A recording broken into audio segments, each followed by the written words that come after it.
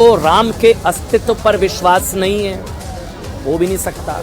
किसी को लगता है कि प्राण प्रतिष्ठा मूल जन्म स्थान पर नहीं हो रही है, तो किसी को लगता है कि टेंट में रामलला नहीं बल्कि गुड्डे गुड्डियां रखे गए हैं। लेकिन इन सब लोगों को राम मंदिर के शिखर भी उत्तर दे रहे हैं और जमीन पर अपनी सीना चीर के ये प्रमाण दे रही है कि भारत का कण कण चिरकाल से चली आ रही सनातनी सभ्यता का प्रमाण है। आज की बहुत बड़ी खबर अब बताने जा रहा हूं। धरती ने खुद ये गवाही गुजरात के वडनगर में दी है। ध्यान से सुनिएगा, ये खबर आप मिस कर गए होंगे। प्रधानमंत्री नरेंद्र मोदी का पैतृक गांव वडनगर में 2016 से IIT Kharagpur, archaeological survey of India, physical research laboratory, Jawaharlal Nehru university और डेक्कन कॉलेज की एक टीम खुदाई का काम कर रही है। अब इस टीम को वहां 2800 साल पुरानी सभ्यता के अवशेष मिले। वडनगर में इस टीम को 2800 साल पुरानी सभ्यता के अवशेष मिले। 2800 यानी भारत के ही वडनगर और उसके आसपास ईसा के जन्म से भी 800 वर्ष पूर्व एक समृद्ध सभ्यता थी। बड़ी बात यह है कि पुरातत्व विभाग को इस खुदाई से 2800 साल पहले से लेकर मतलब मौर्य सभ्यता, इंडो ग्रीक, शका क्षत्रप, हिंदू सोलंकी और मुगल कालीन सभ्यता तक के अवशेष मिले हैं। सुनिए। करीब दो लाख से ऊपर अवशेष मिल चुके हैं।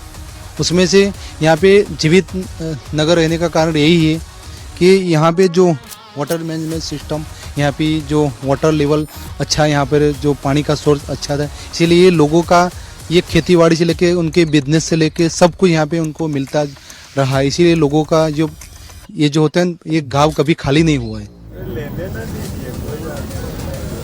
इसका मतलब यह है कि पुरातत्व विशेषज्ञों की नजर में वडनगर अब भारत का ना एकमात्र जीवित शहर। प्रधानमंत्री नरेंद्र मोदी का गांव गृह जिला वडनगर भारत का एकमात्र जीवित शहर है।